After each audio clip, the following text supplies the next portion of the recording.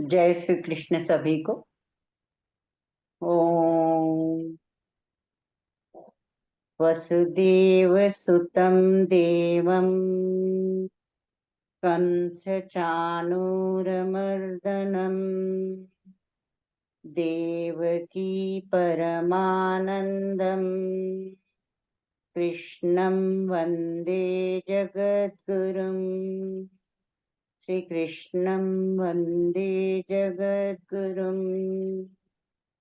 Servo उपनिषदो गावो दुग्धा गोपालनन्दनः पार्थो वत्सः सुधीर्भोक्ता दुग्धं गीतामृतं महत्। वंदे जय कृष्ण, जय श्री कृष्ण। जय श्री कृष्ण। बहुत बहुत धन्यवाद। तो आज का एक कक्षा आरंभ करते हैं। तो जैसे हमने गत सप्ताह आपको याद है, हमने दूसरे अध्याय का आरंभ किया था और वहाँ पर जो श्लोक नंबर 11 है, वहाँ से श्री भगवान हमें गीता का ज्ञान दे रहे हैं। तो श्लोक नंबर 11 सारी मैं पुनरावृत्ति नहीं करूँगा। वहाँ पर वो कहते हैं भगवान, पशोच्यन अन्वशोच त्वं प्रज्ञावादां च भाषसे गतासून अगतासून च न अनुशोचन्ते पंडिता। तो उसके बाद में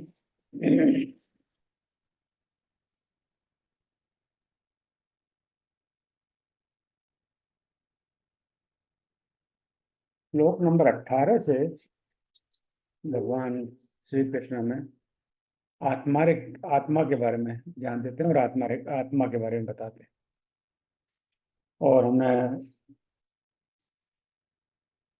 श्लोक 22 तक इस पर गत सप्ताह चर्चा की थी। तो ये गत सप्ताह की बात है और वही आत्मा की बात या आत्मा के ज्ञान के बाद उसके बाद में कंटिन्यूएशन है। आज ये चैप्टर है, अध्याय दूसरा, जो काफी बड़ा चैप्टर है। तो मैं इसलिए हमें इस चैप्टर में थोड़ा समय लगेगा।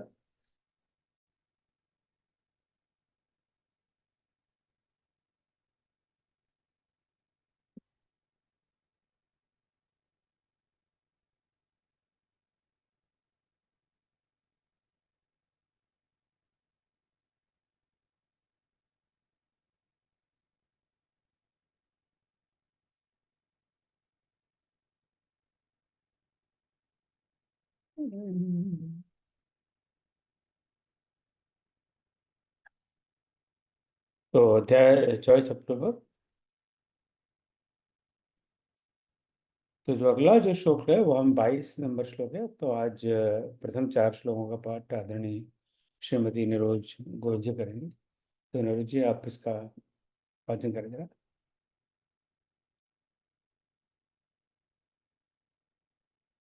आप म्यूट पर हैं, अनम्यूट करिएगा। जी जी। वासांसि जीर्णानि यथा विहाय नवानि गृह्णाति नरोपराणि तथा शरीराणि विहाय जीर्णान्यन्यानि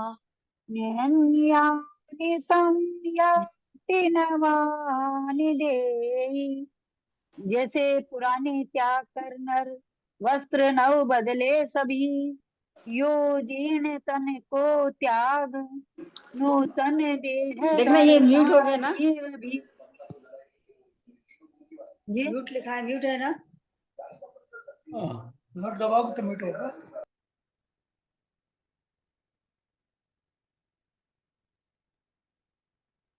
सो इस श्लोक को हमने अरे और म्यूट किया था अभी। कृपया आप अपने आप को म्यूट रखें सर, हमारा निवेदन है।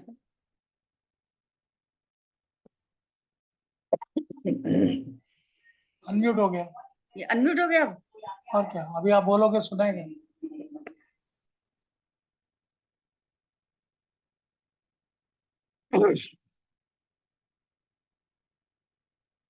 भले ये श्लोक कितना पॉपुलर नहीं हो, वैसे तो पॉपुलर है, पर इसका जो अर्थ है वो बड़ा पॉपुलर है। तो उसका इसलिए इस श्लोक को समझना महत्वपूर्ण है। और ये त्रिष्टुप छंद में है, थोड़ा बड़ा श्लोक है। तो इसको अगर इसका अन्वय देखें, यानी सीधा साधा संस्कृत गद्य में देखें, तो यथा नरः जीर्णानि वासांसि विहाय प्राणि नवानि ग्रहाणि तथा देहि जीर्णानि शरीराणि विहाय अन्यानि नवानि संयाति। तो हम जैसे जैसे आगे बढ़ते जाएंगे और उनका पदक्षेप देखेंगे, अन्वय देखेंगे, तो श्लोक अपने आप ही हमें समझने में आने लगेगा और काफी कुछ समझ में आने लगेगा आपको। अभी तो कोर्स की करीब क्योंकि ये शुरुआत ही है भगवद गीता का, तो ये तीसरा चौथा क्लास है। तो अभी हम ऑलरेडी हमें लग रहा है कि हमें काफी कुछ समझ में आने लगा है।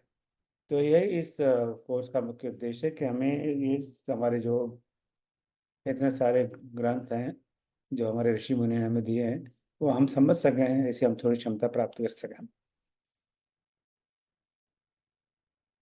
तो यहाँ पे आप देखिए काफी सारे शब्द हम जानते ही हैं। अब नरह तो हम जानते हैं, यथा तथा ये दोनों शब्द साथ साथ आते हैं। जैसे तैसे, जैसा तैसा। सो जीर्ण हम जानते हैं, जीर्ण यानी जो पुरानी हो जाए। तो जीर्ण हम प्राय सुनते हैं शब्द जीर्णोद्धार। मंदिरों का जीर्णोद्धार के बारे में बहुत बार हम सुनते हैं भारतवर्ष में। कोई मंदिर है बहुत पुराना हो गया है, उसको मेंटेनेंस की जरूरत है उसमें, तो उसका जीर्णोद्धार किया जाता है। और जीर्णोद्धार के लिए कई बार पुरानी इमारतें, बिल्डिंग्स हैं, मंदिर हैं, वो बंद भी कर दिए जाते हैं। तो जीर्णोद्धार। वासांसी यानी वस्त्र, विहाय यानी त्याग कर, अप्राणी अन्य, नवानि नए, नव नव तो शब्द हम जानते ही हैं, ग्रहाण ग्रहण करता है ये शब्द हम जानते हैं। देही शब्द पर हमने पहले भी चर्चा की थी, आज भी थोड़ी चर्चा करेंगे। तो देह और देही दो ये अलग अलग शब्द है, दोनों एक दूसरे से जुड़े हुए हैं। जीर्णा ने भी देख चुके, शरीर हम जानते ही हैं। अब विहाय शब्द दोबारा आ रहा है, अन्य हम जानते हैं। संयाति यानी प्राप्त करता है। तो हम देख रहे हैं कि इतने सारे पदों में, इतने सारे शब्दों में, बहुत सारे शब्दों को हम ऑलरेडी जानते हैं। और एक बार हमारे ब्रेन में ये शब्द रजिस्टर हो जाए तो आगे के श्लोकों को समझने में बड़ी सरलता रहेगी। तो यहाँ इस देही शब्द पर बात करते पहले हम बात कर चुके हैं।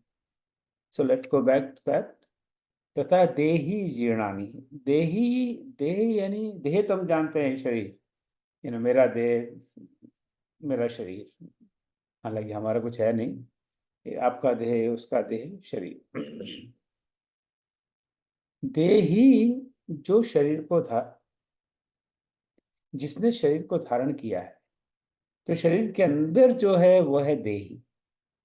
तो प्राय हमें से आत्मा का लिए इस शब्द का प्रयोग हुआ, इस पद का प्रयोग हुआ है भगवद गीता में। देही यानी जो देह के अंदर है, हमारे तन के अंदर है, हमारे शरीर के अंदर, जो हमारे अंदर व्याप्त है, वो परम आत्मा। कुछ लोग उसका अर्थ भी निकालते हैं परमात्मा। और आत्मा और परमात्मा में क्या अंतर है, वो अपना अपनी बहुत बड़ा विषय है। तो उस विषय पे तो हम चर्चा नहीं करेंगे। कभी किसी विद्वान को बुलाएंगे इस बारे में चर्चा करने के लिए।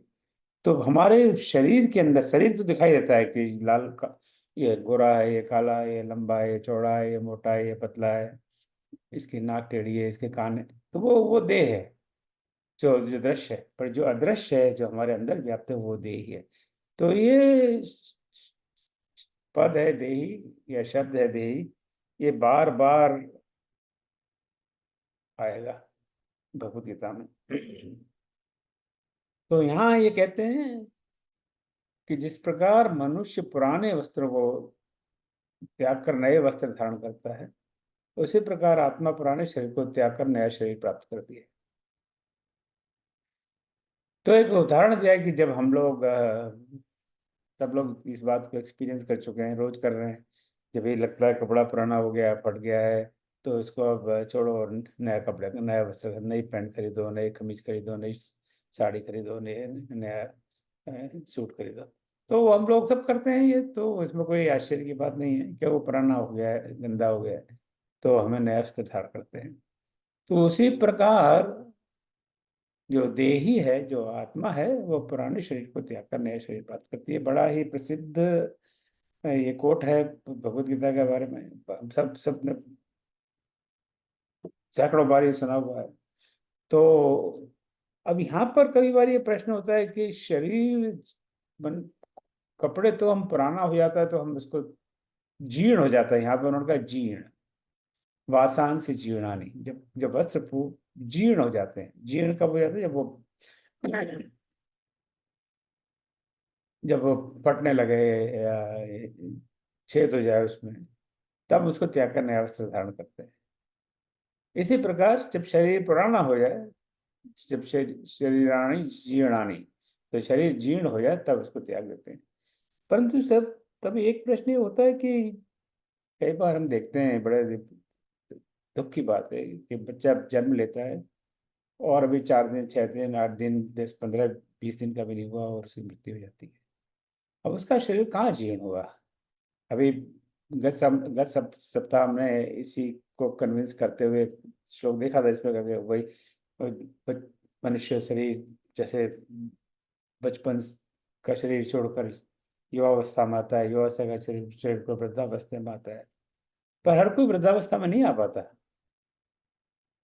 आए दिन समाचार हमें सुनने मिलते हैं, किसी के 40 वर्ष की मृत्यु उम्र में मृत्यु हो गई, किसी की 15 वर्ष की मृत्यु हो गई, किसी रोग से हुई, किसी के किसी एक्सीडेंट से हो गई, किसी हादसे से हुई। तो ये कुछ बात समझ में आ रही नहीं कि हाँ, शरीर जीर्ण होने पर अगर वो आत्मा छोड़ के नई आत्मा नया जगह चले जाती, वो तो समझ सकते हैं। पर शरीर जीर्ण हुआ कहाँ? ये तो अच्छा खासा 10 12 साल का हंसता खेलता लड़का था और वो चल बसा। तो इसकी संत लोग, विद्वान लोग इसकी इस तरह की व्याख्या करते हैं कि शरीर जीर्ण होने का मतलब ये नहीं कि जो बाहर से जीर्ण है। शरीर जीर्ण होने का मतलब है कि उसकी जो क्यूमुलेटिव जो एज है, उम्र है, वो समाप्त हो, पिछले जन्मों को जोड़ जाड़ के। नहीं तो इसका जस्टिफिकेशन क्या है कि दो जुड़वा बच्चे होते हैं, एक बच्चा अलग तरह से आगे बढ़ता है, दूसरा बच्चा अलग बच्चे से, ऐसा क्यों होता है? तो यहाँ पर यह है कि जो जन्म के साथ ही शरीर जीर्ण होने लगता है। एक प्रश्न किसी संत से पूछा गया कि भाई, ये सबसे बड़ा दुख क्या है? और हम सब जानते हैं कि चाहे इसको हम डिनाई करें ना करें, सबसे बड़ा दुख, सबसे बड़ा भय हमें वो मृत्यु का है। चाहे इसको माने चाहे ना माने, हम तो, और धन चला जाए उसको हम दोबारा कमा सकते हैं, पत्नी छोड़ के चले जाए दूसरी पत्नी ला सकते हैं। तो संपत्ति हमारी बाढ़ में चली जाए तो उसको भी हमारी, चलो डिग्री बेकार हो जाए तो हम दोबारा कॉलेज जाकर डिग्री ले सकते हैं। परंतु एक बार मृत्यु हो जाए तो फिर हम दोबारा फिर जीवित नहीं हो सकते। तो मृत्यु का बड़ा भय है, सबसे बड़ा भय मृत्यु का है, सबसे बड़ा डर मृत्यु का है। तो जब संत से प्रश्न पूछा गया कि भैया, कि मृत्यु का कारण क्या है, और उसका उत्तर बड़ा ही गहरा अर्थ होता है कि मृत्यु का कारण जन्म है। न जन्म होता न मृत्यु होती। तो जब जन्म के साथ ही मृत्यु बंधी हुई है, मृत्यु ही जन्म का कारण है। अभी कोई अपवाद नहीं हुआ, अब तक करोड़ों अरबों प्राणियों ने शरीर धारण किया है। मनुष्य का शरीर बहुत लोगों ने धारण किया, हम सबने धारण किया है, हम सभी जाएंगे। तो अभी कोई अपवाद नहीं है, हमें कोई ऐसा व्यक्ति नहीं मिलता जो 5727 साल उसकी उम्र हो। अभी अभी उम्र लोगों की बढ़ती जाई है। कोई अभी यहाँ पर किसी की एक न्यूज आया था, कोई आर्मी ऑफिसर था वर्ल्ड वॉर 2 में, उसने भाग लिया, 107 साल की उम्र में उसने देह छोड़ दी। 107, 108, 110, 120 ऐसे उदाहरण में मिलते हैं। पर कोई ऐसा नहीं है कि अभी 256 साल की उसकी उम्र है और भी जीवित है। और समझ लीजिए कि अगर सारे लोग भी जीवित रहते तो क्या हाल होता। यहाँ कोई ये इनको मिली है, हमारे दादा के दादा के दादा का दादा है, इनकी उम्र 3727 साल है और खाट में पड़े हुए हैं, पतला सा शरीर है, न खा रहे न पी रहे, पर पड़े हुए हैं। तो क्या हाल होता है इस दुनिया का? तो बड़ा बड़ा ही विभत्स रूप अगर दुनिया का होता अगर सारे लोग जिनका जन्म हुआ वो अभी जीवित होते। तो जन्म के साथ ही शरीर दीन होने लगता है। और इसलिए हमें इसको ऐसे नहीं समझना चाहिए कि इसने शरीर जीर्ण नहीं हुआ तो इसकी मृत्यु कैसे हुई। तो बहुत महत्वपूर्ण ये श्लोक है और इसका बार बार रेफरेंस हम सुनते आए हैं। अब चूंकि ये आत्मा इतना गहन विषय है, इसलिए भगवान श्री कृष्ण कई कई तरीकों से इसे अर्जुन को समझाते हैं। तो आगे के 2 श्लोक में फिर वही आत्मा की बात बात करेंगे भगवान श्री कृष्ण। नरोज जी जरा इसको पढ़िए, आप अनम्यूट करिएगा, ध्यान रखिएगा। जी जी। नैनं छिन्दति शस्त्राणि नैनं दहति पावकः न चैनं क्लेदयन्ति यापो न शोषयति मारुत। आत्मा न कटता शस्त्र से है, आग से जलता नहीं। तू सूखे न आत्मा वायु से, जल से कभी गलता नहीं। तो अभी 1 मिनट पहले हमने आत्मा के बारे में सोचा कि आत्मा क्या है, बात की यहाँ पर, और फिर उसी पर आगे बढ़ रहे हैं भगवान श्री कृष्ण। सो न एनम चंदंती शस्त्राणि न एनम दहति पावकः न चैनम क्लेदयन्ति आप न शोषयति मारुतः। आप ये पदच्छेद करने से, ये बात मैं बार बार दोहराऊंगा, जैसे जैसे समय निकलता जाएगा मैं इसको दोहराना कम कम कम करने लगूंगा।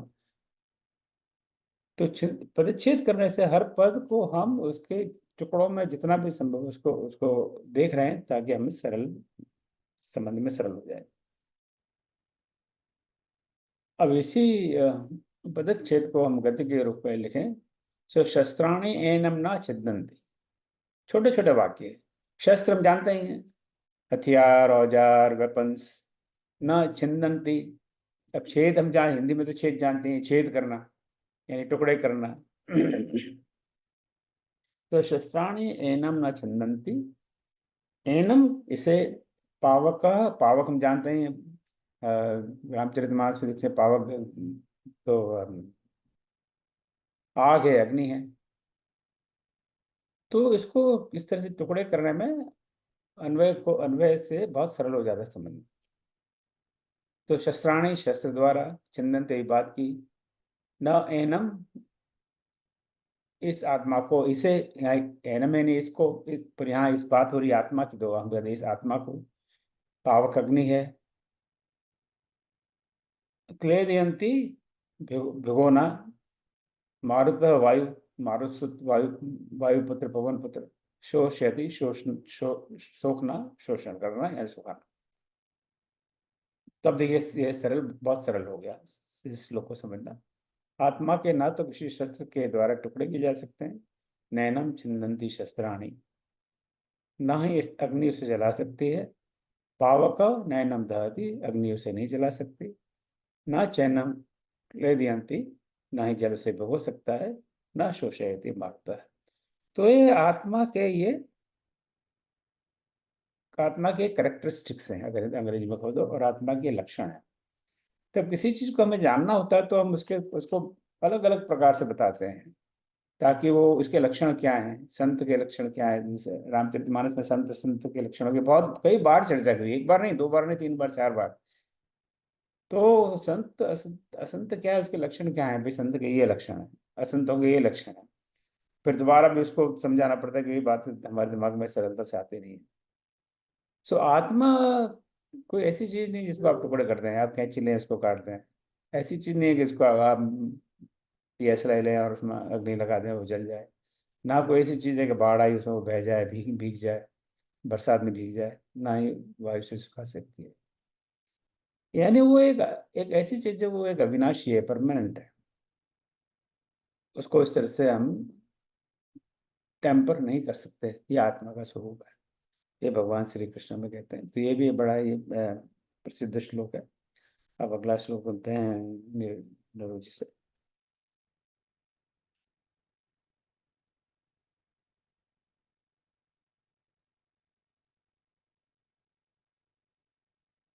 ये नरोजी जी पढ़े। जी बोलो। ए- एक अच्छेद्योऽयमदाहोऽयम् अक्लेद्यो शोष्येव च नित्यः सर्गतस्थाणुर् अचलोऽयं सनातन है, छिदने न जलने और गलने सूखने वाला कभी, यह नित्य निश्चल फिर सनातन और है सर्वत्र भी। अब यहाँ आप देख रहे हैं कि इस श्लोक का जो पहली पंक्ति है, उसका पहला पद कितना लंबा लंबा पद है। अच्छा, अब मैं तो पढ़ भी नहीं सकता, आपने तो पढ़ भी लिया है। अच्छेद्यो अहम दायो अयम क्लेद्यो इक्षोष। तो अनलेस कि मैं संस्कृत का व्याकरण का कुछ अच्छा खासा ज्ञान है, हम तो बिल्कुल शरणागत हो जाएंगे, भगवान ये क्या है। इसीलिए इनका पदक्षेप बहुत आवश्यक है, ताकि हम समझ सकें। जो आप संस्कृत जानते हैं उनके लिए ये आवश्यक नहीं है, पर जो मेरे जैसे हैं, जो संस्कृत सीखने का प्रयास कर रहे हैं, तो ये बहुत। अब इसी को हम देखें नहीं तो 1 2 3 4 5 6 पदों की संधि है। 6 पद एक साथ जुड़कर वो पहला पद बनाए। अच्छेद्य अयम, अध्याय अयम, अक्लेद्य, अशोष्य। इन 6 पदों को मिलकर अब एक को हम समझ लें। अच्छेद तो कुछ समझ में आ रहा है, दिमाग छेदने वाली कुछ बात हो रही है लगता है। अयम हम दे दाह दाह, यानी को लगता है जलाने की कुछ बात है यहाँ पर। क्लेन्द्य अभी कुछ देर पहले सुना, शोष अभी भी थोड़ी देर पहले सुना। नित्य सर्वगत, सर्व और गत इन दोनों का समास के साथ सर्वगत स्थाणु। अब ये फिर संधि है 3 शब्दों की, 3 पदों की। स्थाणु, अचल, अयम, सनातन। तो यहाँ पर इसको हम अगर एक वाक्य के रूप में देखें तो इसको 4 5 छोटे छोटे वाक्यों में रख सकते हैं। अयम अच्छेद, ये अच्छेद है। यानी इसके टुकड़े नहीं हो सकते। अयम अद्याह, अयम अक्लेद्य, यहाँ भी कर सकते थे। अयम अशोष्य, अयम नित्य सर्वगत अचल स्थाणु सनातन।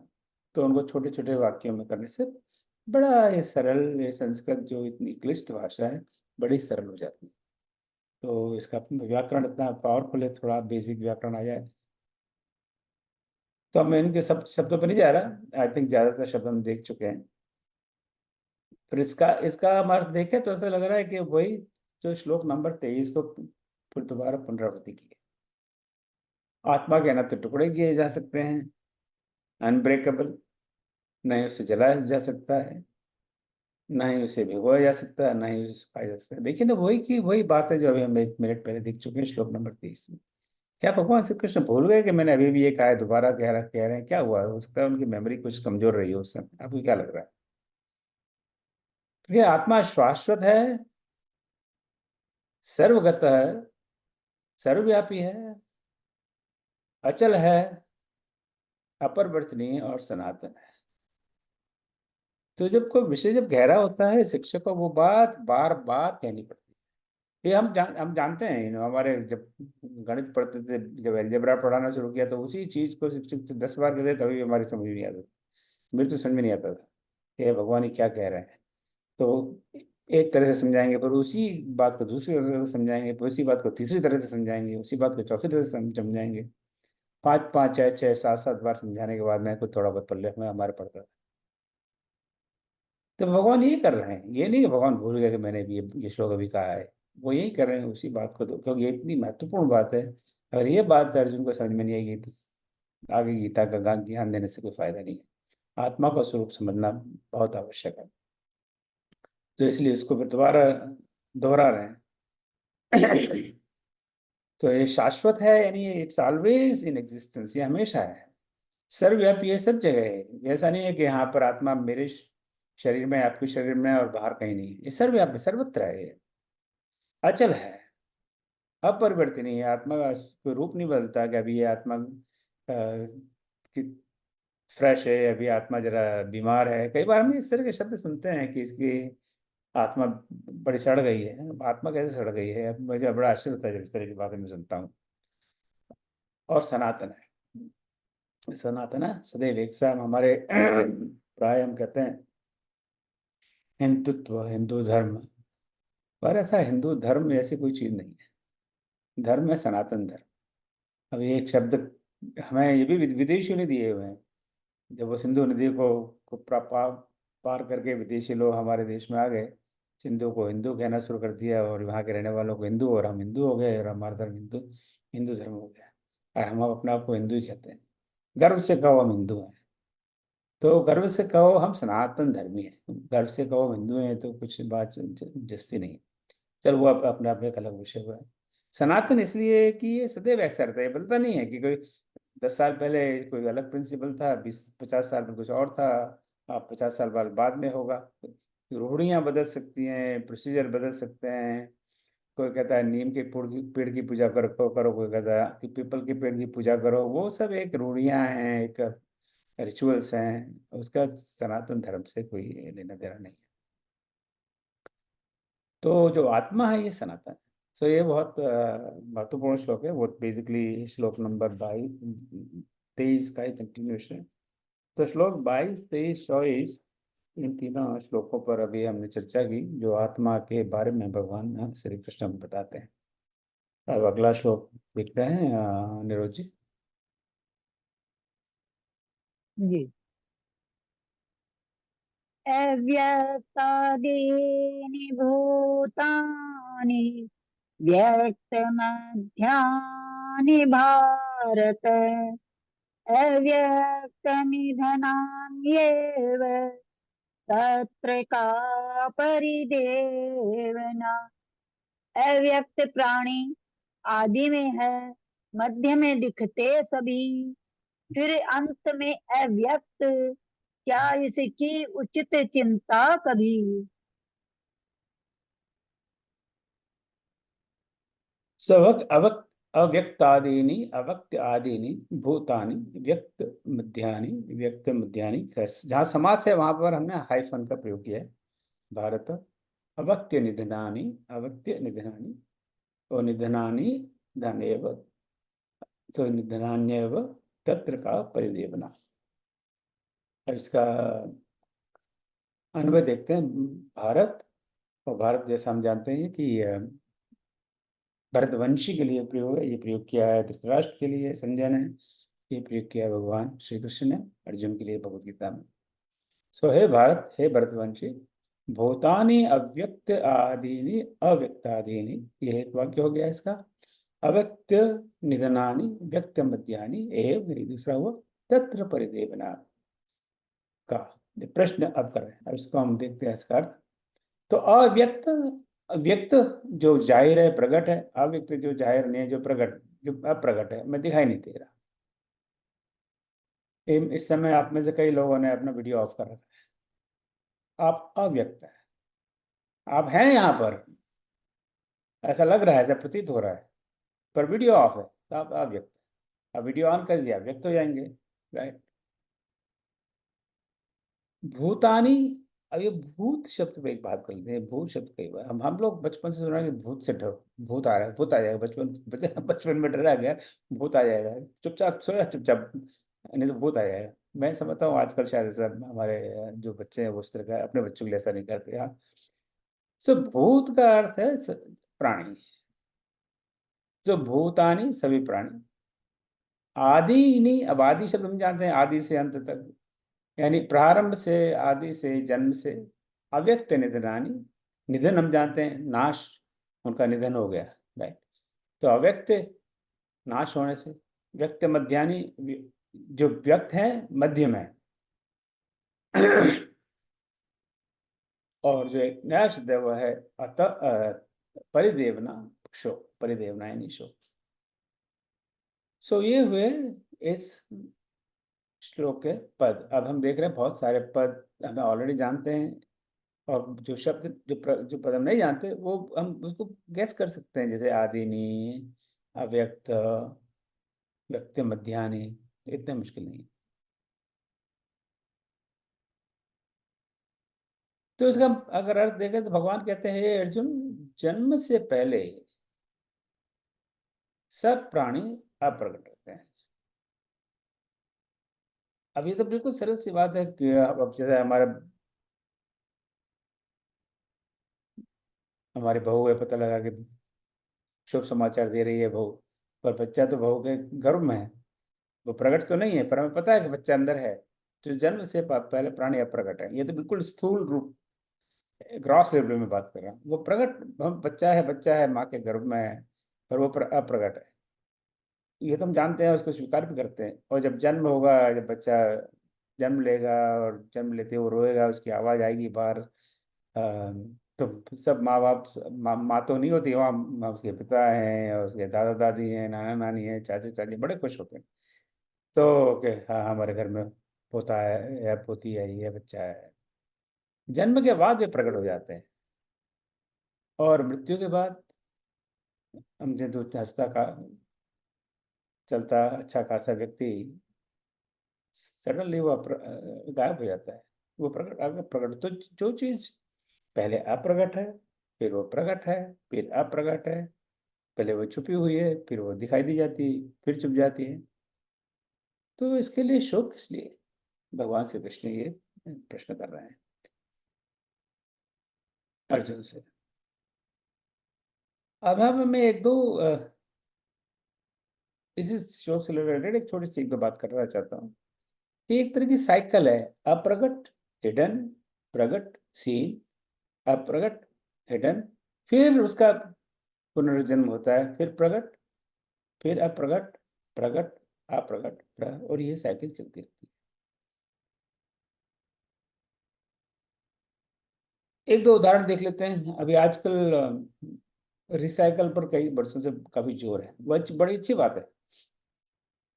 हम बाजार से, अमेजोन से कुछ सामान ऑर्डर किया, बड़े उसका बड़ा पैकेट आएगा, बॉक्स आएगा, उसके अंदर पैकिंग मटेरियल होगा, उसको हम रिसाइकल कर रहे हैं, तो उसी पैकेट से कल पता लगा कि उस पर गीता छपी हुई है। जो पैकेट में अमेजोन का कुछ सामान, हमने अपनी कमीज मंगवाई थी, उसी कागज पर, उसी मटेरियल पर प्रोसेस होने के बाद में एक अच्छा कागज बनता है जिस पर गीता प्रेस वाले गीता छाप रहे हैं। वो किताब हमने खरीदी, और चूंकि इस क्लास में हमको बार बार पढ़नी पड़ रही है, तो पता लगा साल भर के बाद में वो गीता भी जीर्ण हो, मतलब उसका कागज जीर्ण हो गया। गीता कैसे जीर्ण हो गई? तो कागज जीर्ण हो गया है, तो फिर हम उसको रिसाइकल में डाल देंगे, फिर वो प्रोसेस हो गया, फिर उसमें से दूसरा कागज बना। अब उसमें से पता लगा कि वो टाइम्स ऑफ इंडिया में वो उस पर छप रहा है। तो कागज तो वही है।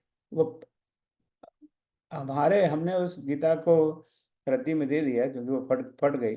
तो अब हमारे सामने वो अप्रकट हो गई, पर बाद में वो प्रकट हो गई टाइम्स ऑफ इंडिया के रूप में। और वो टाइम्स ऑफ इंडिया के तो हमें पता ही है कि वो तो बहुत ही, इसकी लाइफ बहुत ही कम है। तो अखबार लिया, शाम तक वो बेकार, दूसरे दिन हम फेंक देते हैं या रद्दी में दे देते हैं। तो ये जो प्राणी हैं, ये सब इसी प्रकार से आते जाते रहते हैं, अप्रकट और प्रकट होते रहते हैं। और जो चीज ऐसी आती जाती रहती है, उसके लिए क्या है शो करो। आप किसी ग्रुप टूर में जाइए, आपको भगवान ने अच्छा फाइनेंशियल सपोर्ट है आपके पास, कि चलो चलो हम यूरोप घूम के आते हैं। तो दुनिया भर की ट्रैवल एजेंसी हैं, टूर ऑर्गेनाइज करती हैं। आपने यूरोप का टिकट खरीदा, आप चलते हैं अपने परिवार के साथ, तीन चार लोग। ट्रैवल एजेंट ने कहा कि भाई फला तारीख को फला फ्लाइट से हम लोग मुंबई से निकलेंगे, आप लोग 3-4 घंटे पहले वहाँ पहुँच जाइएगा। आप पहुँच गए वहाँ, तो वहाँ पता लगा और 20 लोग जा रहे हैं। टूर पैकेज है 24-25 लोग जा रहे हैं। सबसे परिचय होता है, आप अपना हाथ आगे बढ़ाते हैं, मेरा नाम रमेश शर्मा है। दूसरा वाला कहता है मैं रामलाल उपाध्याय हूँ। तीसरा कहता है मैं मोहम्मद अली हूँ। चौथा कहता है कि मैं जॉन इब्राहिम। और सबसे बातचीत होती है, सबसे दोस्ती हो जाती है। आप 10-15-20 दिन जो भी टूर है घूमते फिरते हैं, किसी से ज़्यादा दोस्ती हो जाती है, किसी से कम दोस्ती हो जाती है, किसी से आप कई चीज़ें साझा करते हैं। सास बहू की भी बातें होती हैं, नौकरी में क्या समस्या है उसकी भी बातें होती हैं, हेल्थ की क्या प्रॉब्लम है उसकी भी बातें होती हैं। और वेकेशन बहुत खत्म हुआ, 15 दिन 20 दिन बाद फिर वापसी फ्लाइट, आप फिर वापस बम्बई आ गए। बम्बई से कोई नागपुर चला गया, कोई मद्रास चला गया, कोई लखनऊ चला गया, कोई कहीं चला गया। जो सारे जो प्रकट थे वो अब अप्रकट हो गए। थोड़ा दिन उनकी याद आती है, अरे अरे वो मिले थे शर्मा जी, बड़े अच्छे आदमी थे, और उनका आप स्मरण करते हैं, धीमे धीमे उनको हम भूल जाते हैं। तो यही बात यहाँ पर भगवान हमसे कह रहे हैं कि जो आत्मा है वो कभी हमें प्रकट दिखाई दे रही है, क्योंकि शरीर के रूप में फिर वो चली जाती है। तो उसी आत्मा के बारे में इस प्रकार का हमें ज्ञान भगवान श्री कृष्ण दे रहे हैं। अब हम आगे बढ़ते हैं। आगे मेरे ख्याल से शकुंतला जी पाठ करेंगी श्लोक नंबर 30 का। शकुंतला जी अनम्यूट कर दीजिएगा आप अपने आप। जी जी। देहि नित्यं बुद्ध्योऽयं देहे सर्वस्य भाव तस्मात् सर्वाणि भूतानि न संशोधितुमर्हसि।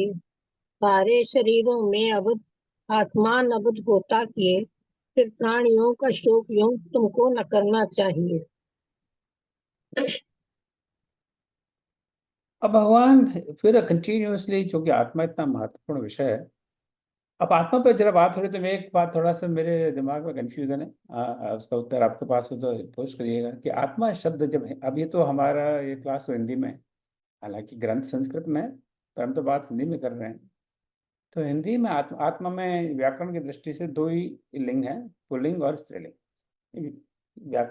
हिंदी में कोई आत्मा कोई तीसरा लिंग नहीं, हालांकि संस्कृत में नपुंसक लिंग है, इंग्लिश में भी 3 लिंग है।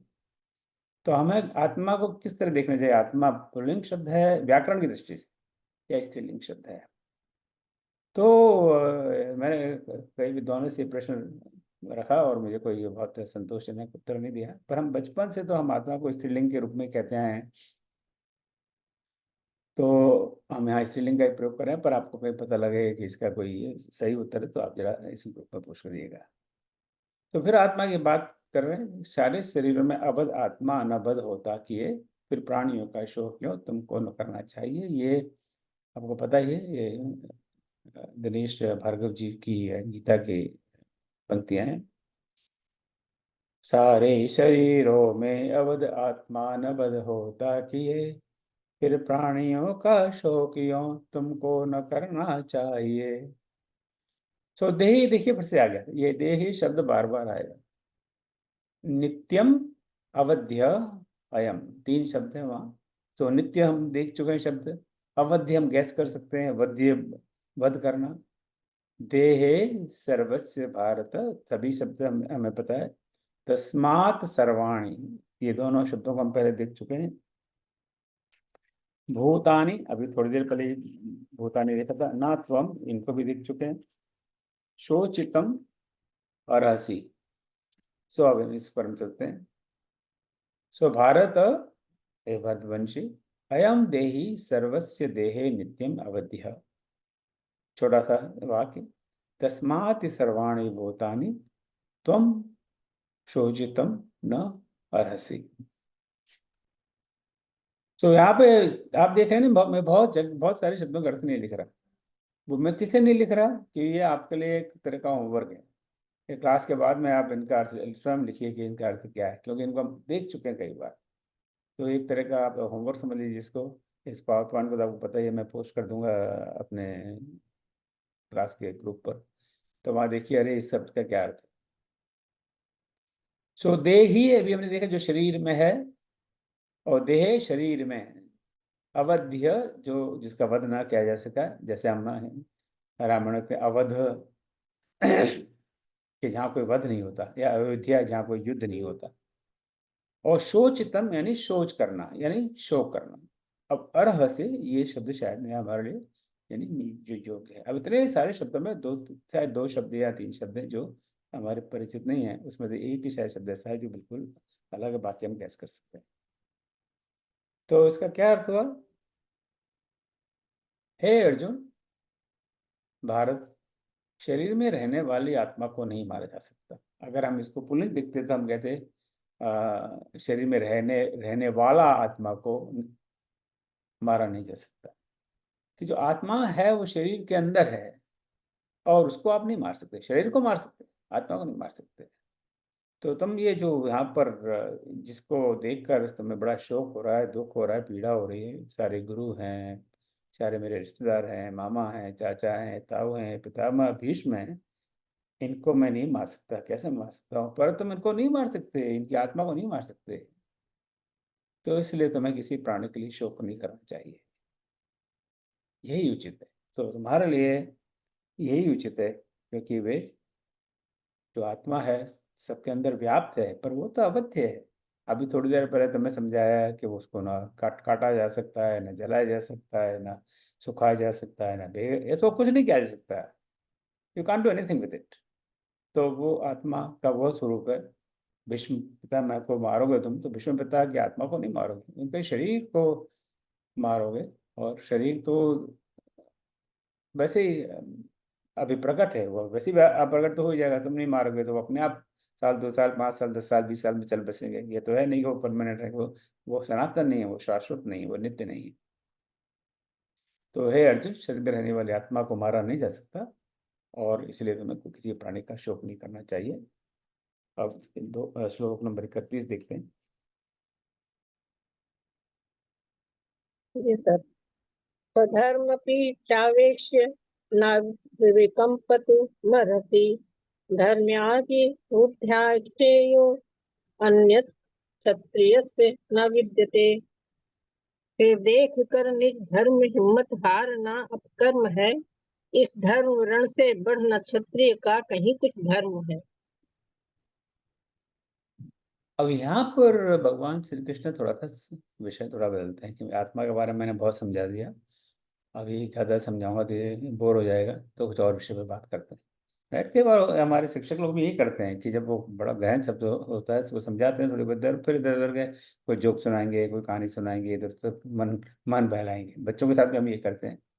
तो अब इस पे और विषय पे बात करते हैं।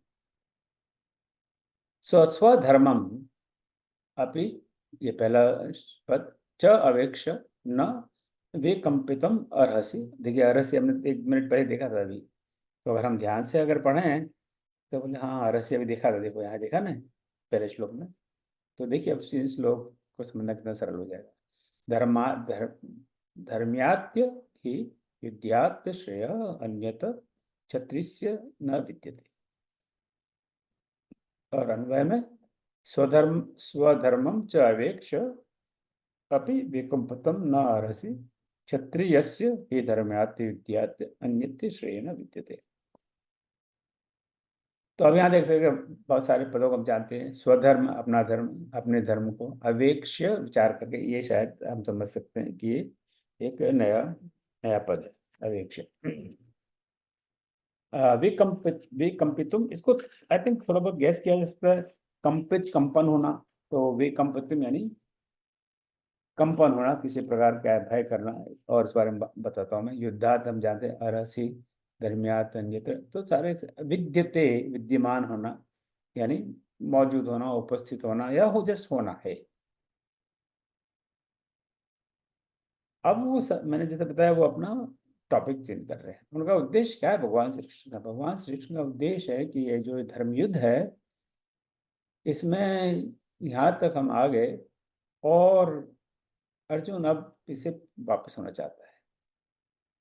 इसको मैं कैसे समझाऊं, कैसे बताऊं कि ये इसका तेरा धर्म है? तो यहाँ भगवान श्री कृष्ण उसे युद्ध के लिए प्रेरित करते हैं, अर्जुन को प्रेरित करते हैं। और उसके लिए कहते हैं कि क्षत्रियस्य, क्षत्रिय का धर्म है। अपने धर्म का विचार करते हुए तुम्हें कोई संकोच नहीं करना चाहिए। न विकम्पति, तुम्हें कोई मन में कंपन नहीं होना चाहिए, तुम्हारा मन विचलित नहीं होना चाहिए, तुम्हें संकोच नहीं करना चाहिए कि जो कार्य करना है ये धर्म का कार्य है। और तुम्हारे लिए, ये सबके लिए है। ये जो पहला सेंटेंस है ये आपके लिए, मेरे लिए, अर्जुन के लिए, हम सब प्राणी के लिए, कि कोई भी धर्म का कार्य विचार कर। धर्म, धर्म से मतलब अगेन वो रिचुअल्स नहीं है कि सत्यनारायण की कथा करना हमारा धर्म है। सत्यनारायण की कथा एक रिचुअल है। मैं सत्यनारायण कथा का विरोधी नहीं हूँ। तो सत्यनारायण की कथा के लिए तो ठीक है, वो कर रहा है तो उसकी मर्जी, अच्छी बात है। नहीं कर रहा है तो उसकी मर्जी, अच्छी बात है।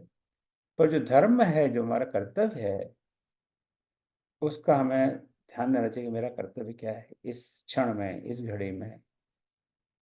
इसका मुझे विचार करना चाहिए, और फिर बिना किसी संकोच के, बिना किसी भय के, बिना किसी विचार के, बिना विचलित हुए हमें अपने धर्मानुसार अपना कर्तव्य निभाना चाहिए। तो ये बात हम सब पर लागू होती है। तो यहाँ पर फिर वो वर्ण व्यवस्था का हमें इशारा थोड़ा देते हैं और वर्ण व्यवस्था पे आगे भी चर्चा है, जब जो चर्चा होगी तब बात करेंगे कि तुम क्षत्रिय हो। और क्षत्रिय का धर्म क्या है, क्षत्रिय का धर्म है, कर्तव्य क्या है, धर्म क्या है कि धर्म के लिए वो युद्ध करे, तो उसके लिए इससे बढ़कर कोई कार्य नहीं। सबसे श्रेय कार्य है वो है धर्म।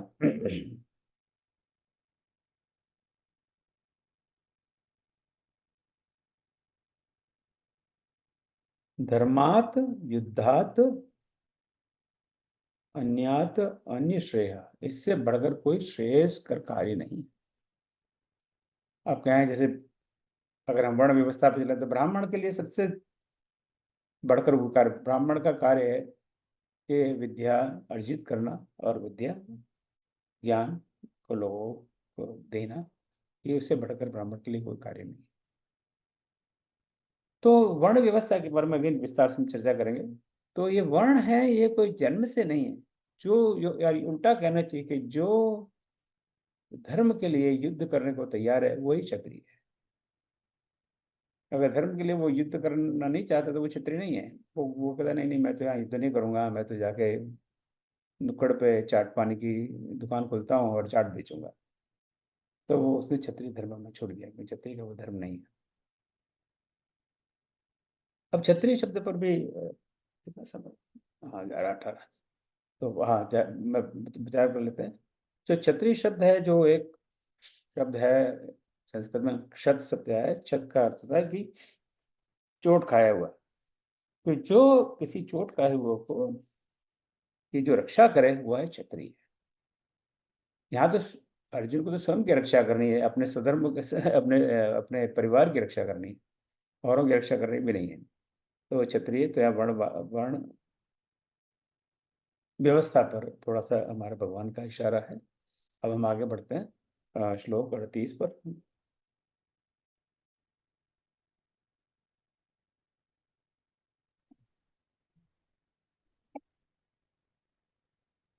सुख दुखे समे कृत्वा लाभा लाभो जया जयो ततो युद्धाय युज्यस्व नैवं पापम वाप्स्यसि। जय हार लाभा लाभ सुख दुख सम समझकर सब कहीं, फिर युद्ध कर तुझको धनुधर आप यूं होगा नहीं। तो मैं अब जरा, चूंकि हमारे पास काफी समय हो चुका है, तो थोड़ा सा तेजी से बढ़ता हूँ। तो कई बार दो विरोधियों को शब्दों को जोड़कर एक नया पद बनता है, जैसे जया जयो, जय पराजय में, सम दुखे सुख दुखे, सुख दुख में, लाभा लाभो, लाभ अलाभ लाभ हानि में आदि। सो जय या पराजय, चाहे विक्ट्री और डिफीट, लाभ या हानि, सुख या दुख, ये सब एक दूसरे के विरोधी हैं। इन सबको समान समझकर युद्ध के लिए तैयार हो जाए। फिर से ये बात हम सब पर लागू होती है। तो भगवान ये कहते हैं कि हमें ये भाव, ये पहली कक्षाओं में देख चुके हैं कि मोक्ष प्राप्ति का सबसे सरल साधन है समता का भाव। सबको एक जैसा समझो, सुख और दुख को एक जैसे समझो, जैसा सुख है वैसा दुख है। सुख आएगा तो दुख आएगा, दुख आएगा तो सुख आएगा, ये साइकिल तो चलती रहेगी। कोई व्यापार ही है, कभी उसका लाभ होगा तो कभी उसका नुकसान होगा, कभी नुकसान होगा तो कभी फिर लाभ होगा, कभी जय होगी तो कभी पराजय होगी, कभी पराजय होगी तो जय होगी। इनको सबको एक समान समझना चाहिए। ये बात भगवान श्री कृष्ण अर्जुन को नहीं कहते, हम सबको कहते हैं, ये सब हम सब पर लागू होती है। परंतु इस समय वो क्षत्रिय धर्म निभा रहे हैं अर्जुन, इसलिए लोग कहते हैं युद्ध के लिए तैयार हो। तो जो भी हमारा धर्म है, हमारे जीवन में जो हमारा कर्तव्य, जो भी हमारा धर्म है, तो उसके लिए हमें तैयार होना चाहिए, चाहे उससे चाहे सुख की प्राप्ति हो चाहे दुख की प्राप्ति हो, दोनों को एक जैसे समझना चाहिए। और भगवान हमें गारंटी देते हैं यहाँ पर। नहीं, कई बार हम जाते हैं ना दुकान में सामान खरीदने के, अच्छा भैया इसकी गारंटी क्या है, कि 1 साल चलेगा, 2 साल चलेगा, 5 साल चलेगा। भगवान गारंटी देते हैं, न एवं पापम वापस्यसि, ऐसा करने से तुम्हें कोई पाप नहीं लगेगा। मैं तुम्हें गारंटी देता हूँ कि तुम अगर ये समभाव से युद्ध करोगे, जय जय की चिंता नहीं करो, पराजय की चिंता नहीं करो, वो जो होना सो होगा, लाभ की चिंता नहीं करो, दुख की चिंता नहीं करो, सुख की चिंता नहीं करो, इनको सबको एक जैसा समझ कर युद्ध करो। पर मैं ऐसा करोगे तो मैं गारंटी देता हूँ, ऐसा करने से तुम्हें कोई पाप नहीं लगेगा। क्योंकि अब ये इसलिए क्यों कहते हैं, ये आश्वासन क्यों देते हैं कि उनको, अर्जुन को तो ये चिंता नहीं करे, रे मैं अपने दादाजी को, विष्णु पिताजी जी को मार दूंगा, गुरु को मार दूंगा तो कितना पाप लगेगा। ये सारा हम प्रथम पहले अध्याय में देख चुके हैं। यहाँ पे भगवान हमें आश्वासन देते हैं कि तुम्हें कोई पाप नहीं लगेगा, चिंता करने की कोई आवश्यकता, मैं तुमको एक गारंटी देता हूँ। अब मैं 40 नंबर के श्लोक के लिए मैं श्रीमती उषा बंसल जी को मैं दिखाता हूँ। उषा जी। नेहाभिक्रमनाशोऽस्ति प्रत्यवायो न विद्यते स्वल्पम् अप्यस्य धर्मस्य त्रायते महतो भयात्। आरंभ इसमें है अमिट, यह विघ्न बाधा से परे, इस धर्म का पालन तनिक भी सर्व संकट को हरे। फिर अब जो समय बचाने के लिए मैं थोड़ा सा तेज चल रहा हूँ। सो यहाँ पर अब कर्म, धीमे धीमे भगवान कर्म पर आ रहे हैं, कर्म योग पर आ रहे हैं। सो इस संसार में कर्म करने से न तो हानि होती, न ही उसका कोई प्रतिकूल परिणाम आता है। पर कौन सा कर्म जो निष्काम कर्म है, और एक निष्काम कर्म पर हम बहुत आगे बहुत चर्चा करेंगे। तो जिस कर्म में हमें कोई फल की इच्छा न हो, निष्काम, बिना किसी कामना के, बिना किसी कामना के जो कर्म किया जाए उससे न तो कोई हानि होती है, ना कोई प्रतिकूल परिणाम आता है। इस प्रकार किया हुआ थोड़ा सा प्रयास भी महान भय से हमारी रक्षा करता है। ये श्लोक थोड़ा सा कॉम्प्लिकेटेड है, इसके कई इंटरप्रिटेशन है। मैं एक बात आपको बता दूं, और आपको पता ही है वैसे तो, कि जो भी हम यहाँ पे चर्चा कर रहे हैं, अर्थ कर रहे हैं, वो मेरा इसमें कुछ नहीं है। इतने मेरे स्टेबल पर में 15 भिन्न भिन्न भगवद गीताएं हैं, और उनमें से थोड़ा सा अध्ययन कर इसी में हिसाब से साझा कर रहा हूँ। अलग अलग टीकाओं में कई बार कई बिल्कुल अलग अलग अर्थ आपको दिखाई देंगे। उन्होंने ऐसे अपने अपनी सोच से, अपने अपने ज्ञान से, अपनी अपनी विद्वता से उनकी टीका की है। तो हमें कोई इस तरह का अधिकार नहीं है कि हम उसको टिप्पणी करें कि ये सही है, सही ये गलत है। मैं तो ये मानूंगा सभी सही है, कि सबने अपनी अपनी सोच से उनकी टीका की। तो कई बार आपको इसके अर्थ लगेगा, अरे ये तो बड़ा गलत, उल्टा अर्थ बताया, गलत अर्थ बताया। तो पहली बात तो मेरा डिस्क्लेमर, ये मेरा अर्थ नहीं है, ये किसी विद्वान की टीका से है। और दूसरा यह है कि सबका अपना अपना इंटरप्रिटेशन है। जैसे हम एक स्टैंडर्ड एग्जांपल कहते हैं कि ग्लास भरा हुआ है, जो आधा भरा है, एक कहता है आधा भरा है, एक कहता है आधा खाली है, क्योंकि उनकी अपनी अपनी नय दृष्टि है। एक हाथी हाथी का एग्जाम्पल में जाते हैं, एक हाथी है, उसको 6 अंधे लोगों के पास लाया गया कि बताओ हाथी कैसा है, इसने पूंछ पकड़ी कि हाथी तो ये रस्सी की तरह है। इस तो क्योंकि कई कुछ उनकी उनकी जो जो विजन है वो लिमिटेड है, उस हिसाब से वो कहते हैं। तो हमारा भी विजन लिमिटेड है, उसी प्रकार से इनकी यहाँ चर्चा है। चलो अब अगला अगला श्लोक देखते हैं, श्लोक 45। त्रैगुण्य विषया वेदाः निस्त्रैगुणयो भवार्जुन निर्द्वन्द्वो नित्यसत्त्वस्थः निर्योगक्षेम आत्मवान। है वेद त्रिगुणों के विषय, तुम गुणातीत महान हो, तज योग क्षेम व द्वंद नित सत्वस्थ आत्मावान हो। अब यहाँ पर भगवान श्री कृष्ण फिर 3 गुणों की बात करते हैं। अब 3 गुण क्या है, फिर मैं इनको स्किप कर रहा हूँ, ये सारी स्लाइड्स आपको मिल जाएंगी तो आप देख ही लेंगे वहाँ। तो 3 गुण हम जानते हैं, और बार बार इसको हम भिन्न भिन्न स्थानों पर देख चुके हैं, सत्व गुण, रज गुण और तम गुण। अब उनकी व्याख्या का इस समय नहीं है। तो यहाँ पर उन 3 गुणों को लेकर भगवान कहते हैं, तो त्रैगुण्य विषय, 3 गुणों के बारे में, निहित त्रैगुण्य, 3 गुणों से परे, जो 3 गुणों से भी परे हैं। जब हम कहते हैं ना भगवान निर्गुण है, निर्गुण यानी उनमें कोई इस तरह का गुण नहीं है। अब गुण नहीं है कोई, हम कुछ नेगेटिव रूप में दे सारे, इसमें तो कोई गुण ही नहीं है, यानी नेगेटिव रूप में नहीं, मतलब उनसे इन चीज़ों से कोई अटैच्ड नहीं है वो। निर्द्वंद, जो 2 भावों से मुक्त हैं, उस पर हम थोड़ी थोड़ी में बात करते हैं। निर्योग क्षेमा, जो लाभ तथा रक्षा के भावों से मुक्त हैं। चलो इनको अब चूंकि समय कम है, तो हे अर्जुन, वेदों में 3 गुणों का वर्णन है, सत्वगुण, रजोगुण और तमोगुण, जैसे भी बात की। तुम इन तीनों गुणों से ऊपर उठो, इनके चक्कर में मत पड़ो। सत्वगुण, रजोगुण, ये राज, देखिए एरर है यहाँ पे, रज लिखना चाहिए। 3 गुणों से ऊपर उठो और द्वैत भाव से मुक्त हो। द्वैत भाव से मतलब जो अभी हमने देखा था उसी बात को रिपीट कर रहे हैं।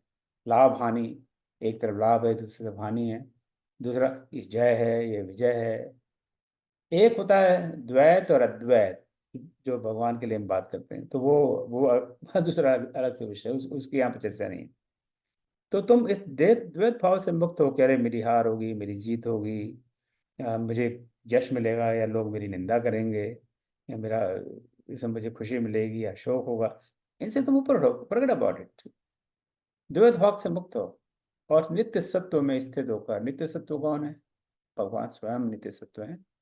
तो नित्य सत्व में स्थिर होकर और लाभ और रक्षा के भाव से मुक्त होकर आत्मा लीन हो। तुम बस अपने आप में लीन हो जाओ और लाभ की न बात करो न रक्षा के भाव से, तो इन बहुत सब भावों से मुक्त होकर आत्मलीन हो जाओ।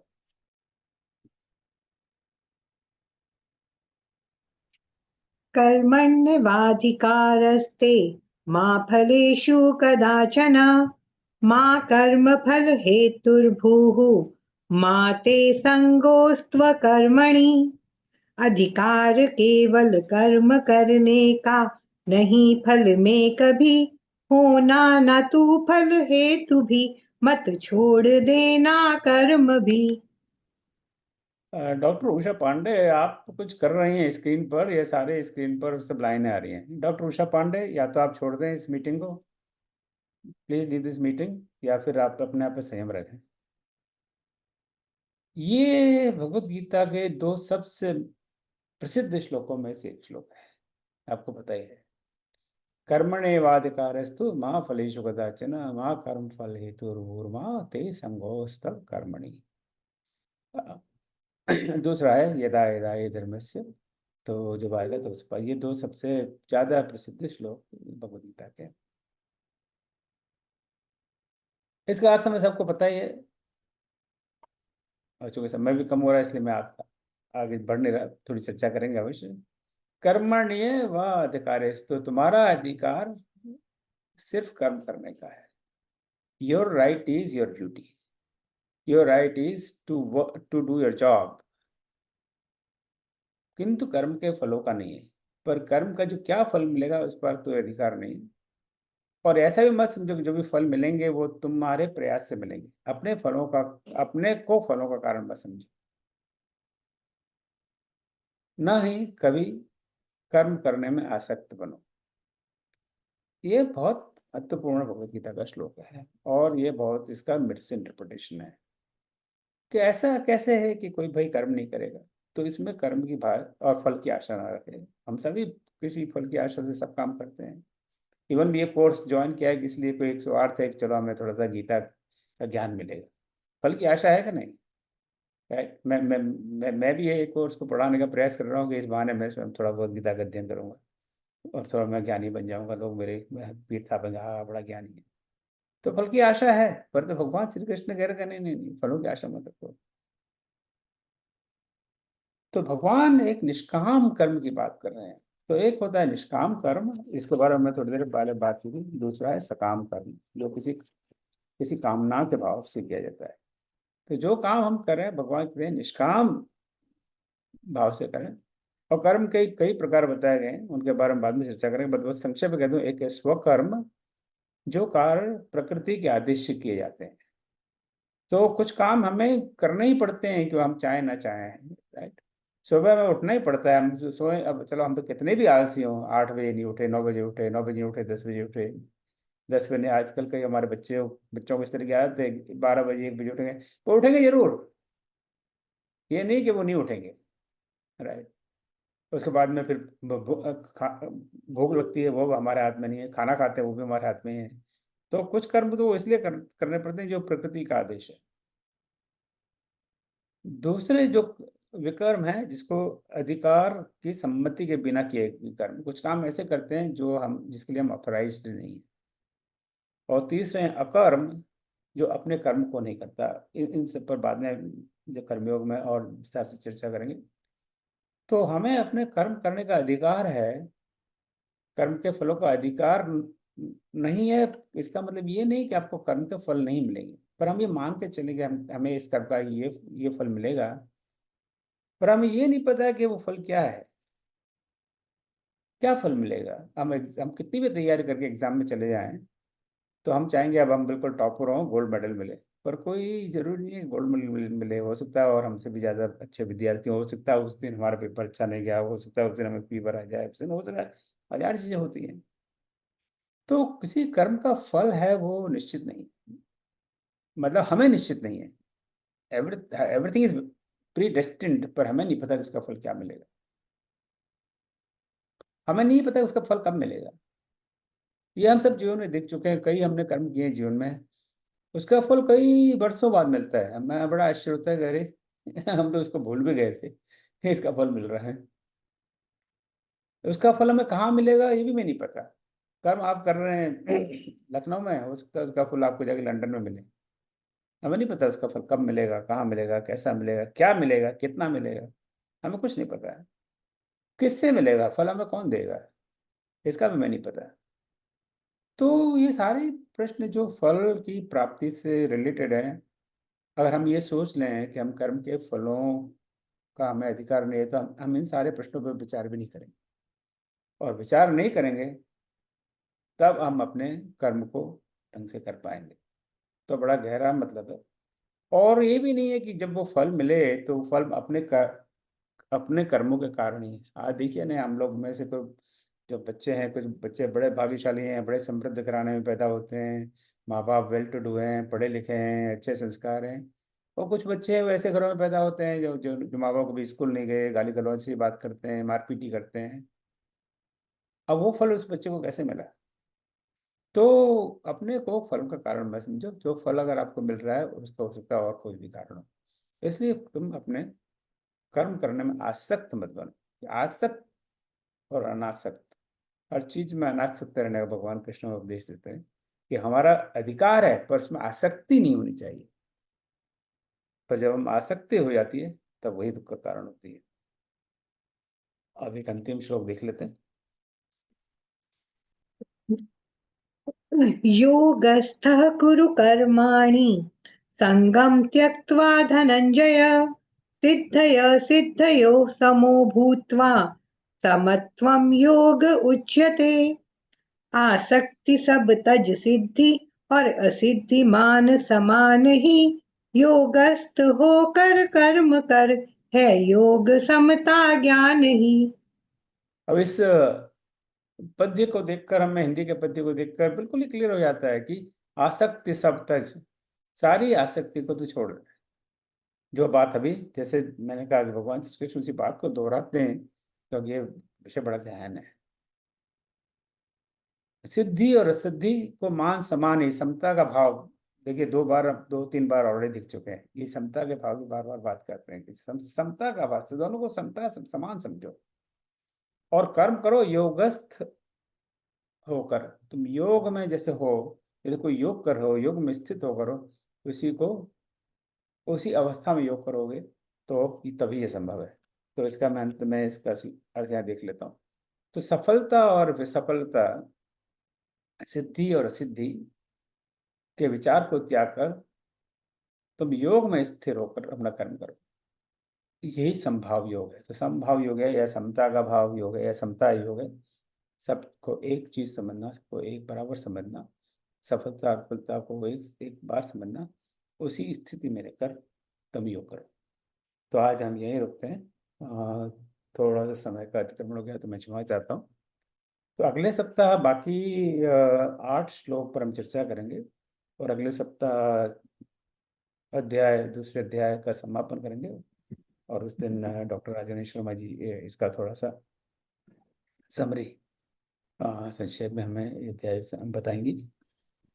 एक दो बात और कर लूँ, अब हम जो क्विज वगैरह हैं सारे, तो हमें यूट्यूब वगैरह बनाने में थोड़ा सा समय लग गया। अब इस समय सारी यूट्यूब उपलब्ध है, जितने भी क्लास हुए हैं उसका मैंने सोनिया बंसल जी जरा थोड़ी देर बंद रखें अपना आपको। तो यूट्यूब चैनल अगर आप सब्सक्राइब करेंगे तो जैसे यूट्यूब बनेगी आपको स्वतः वो उसकी लिंक मिल जाएगी, ताकि आपको बार बार ढूंढने की आवश्यकता नहीं है। अभी क्विज 4 हालांकि मुझे बंद कर देनी चाहिए थी परसों, पर अभी बंद नहीं किए, तो उसको आज शायद बंद कर दूंगा। तो अब इसके बाद में अब क्विज के लिए भी अब एक्स्ट्रा समय हम नहीं दे पाएंगे, जो भी उसका लिमिट हो उसी हिसाब से चलें, ताकि हम नियमित कर सकें। आपने देखा इस कोर्स का फॉर्मेट, हम पहले श्लोक पढ़ते हैं, श्लोक के साथ में उसका हिंदी में जो गद्यानुवाद है उसको पढ़ते हैं, ये गद्यानुवाद, फिर उसका प्रक्षेप देखते हैं, फिर इसको में अन्वय देखते हैं, इसके बाद में अन्वय के जो पद हैं उनका अर्थ देखते हैं, और बाद में सरल अर्थ करते हैं, और फिर थोड़ी बहुत चर्चा करते हैं जैसी आवश्यक लगती है। तो इस पर हमने एक छोटा सा फीडबैक फॉर्म बनाया, उसको आज मैं पोस्ट कर दूंगा कि आपको इसमें से क्या उपयोगी लग रहा है, क्या उपयोगी नहीं लग रहा है, आपके क्या विचार हैं कोर्स के बारे में। तो वो फीडबैक फॉर्म आप अवश्य भरिएगा। उसमें फीडबैक फॉर्म वो भी गूगल फॉर्म है, तो उसको भरने में मैं नहीं मानता 5 मिनट तो बहुत ज़्यादा है, 2-3 मिनट में हो जाना चाहिए, पर चलो 5 मिनट समझ लीजिए। आपका 5 मिनट का समय अवश्य लगेगा, पर आपका फीडबैक बहुत इंपॉर्टेंट है। आपको लगता है इसमें से कुछ चीज़ें अनावश्यक हैं तो उसको हम ड्रॉप कर देंगे, ये डिपेंड्स है कितने लोग की क्या राय आती है। तो वो फीडबैक फॉर्म आपको आज क्लास के बाद में पोस्ट कर दूंगा, तो आप उसको अवश्य देखें, और उसके मुताबिक हम आगे की कक्षाओं का आयोजन करेंगे। हम आरंभ के श्लोक पढ़ने के लिए, स्तुति मंत्र करने के लिए, बाद में श्लोक पढ़ने के लिए, और अंत के शांति मंत्र करने के लिए आप सबको आमंत्रित करते हैं। आज आप सब लोगों ने जो श्लोक और मंत्र पढ़े, आप सबका बहुत बहुत आभार। और जो आगे भी पढ़ेंगे उनके लिए मेरा विनम्र निवेदन है, क्योंकि ये गीता है, इसको गाने का प्रयास करें, गद्दी की तरह ना पढ़ें। तो अगर आपको लगता है कि आप गा नहीं सकते तो अपना नाम वॉलंटियर ना करें, और आपने नाम भेजा है तो आप ये भेज दें, ताकि हम आपको इसके लिए कष्ट ना दें। क्यों, अगर ऐसे पढ़ना है, अब जैसे मैं इसको ऐसे पढ़ूँ, योगस्थ कुरु कर्माणि संगम त्यक्त्वा धनंजय सिद्धियो सिद्धियो समो भूत्वा समत्वम योग उच्यते। तो फिर बात नहीं बनी, उसका आनंद चला गया है ना। तो थोड़ा थोड़ा सा प्रैक्टिस करें। दुनिया भर की यूट्यूब वीडियोस हैं, आप 3 शब्द डाल दोगे इसका यूट्यूब में, पूरा का पूरा यूट्यूब आ जाएगा, बहुत सारी यूट्यूब आ जाएंगी जहाँ पे हम उनकी तरह नहीं गा सकते, हम सिंगर नहीं हैं, परंतु थोड़ा प्रयास तो होना चाहिए। अगर इसको इनको हम गद्दी की तरह पढ़ रहे हैं तो फिर मेरे ख्याल से ये उचित नहीं है। मैंने पहले भी कहा था, तो अगर थोड़ा सा ध्यान रखें कि हम इन्हें गद्दी की तरह पढ़ें। कोई जरूरी नहीं है कि बहुत सुंदर गला हो, बहुत सुंदर तरह से गाते हैं। आर के गुप्ता जी क्या लिख रहे हैं आप? मुझे बड़ा आश्चर्य होता है कि ये बड़े बड़े मैच्योर लोग इतने को लिखते रहते हैं स्क्रीन पे। हाँ, इसका हम कुछ हालात दिखते हैं कि किस तरह से आपको स्क्रीन पर कुछ निशान दिखाई दे रहे हैं, लाल लाइन, पीली लाइन, किसी को दिख रहा है कि मुझे दिख रहा है? दिख रहा है। दिख रहा है, तो देखिए ना ये कितना भद्दा लग रहा है। पहले उषा पांडे जी कुछ कर रही थी, या उसका उनके घर कोई बच्चा कर रहा होगा, अभी आर के गुप्ता जी कुछ कर रहे थे। तो प्लीज ये तो बड़ी बचकानी सी हरकत। चलिए, बहुत बहुत धन्यवाद। आपके कोई भी सुझाव हो तो थोड़ा अवश्य इसमें फीडबैक पर डालिएगा, ग्रुप पर डालिएगा। 10 मिनट ज़्यादा समय हो गया, इसलिए मैं रुकता हूँ, और लाल लाल साहब को आमंत्रित करता हूँ शांति मंत्र के लिए। जय श्री राम, जय श्री कृष्ण। मेरा एक ॐ सर्वेषां स्वस्तिर्भवतु, सर्वेषां शान्तिर्भवतु, सर्वेषां पूर्णं भवतु, सर्वेषां मङ्गलं भवतु। ॐ सर्वे भवन्तु सुखिनः, सर्वे सन्तु निरामयाः, सर्वे भद्राणि पश्यन्तु, मा कश्चित् दुःखभाग् भवेत्। ॐ असतो मा सद्गमय, तमसो मा ज्योतिर्गमय, मृत्योर्मामृतं गमय। ॐ शान्तिः शान्तिः शान्तिः।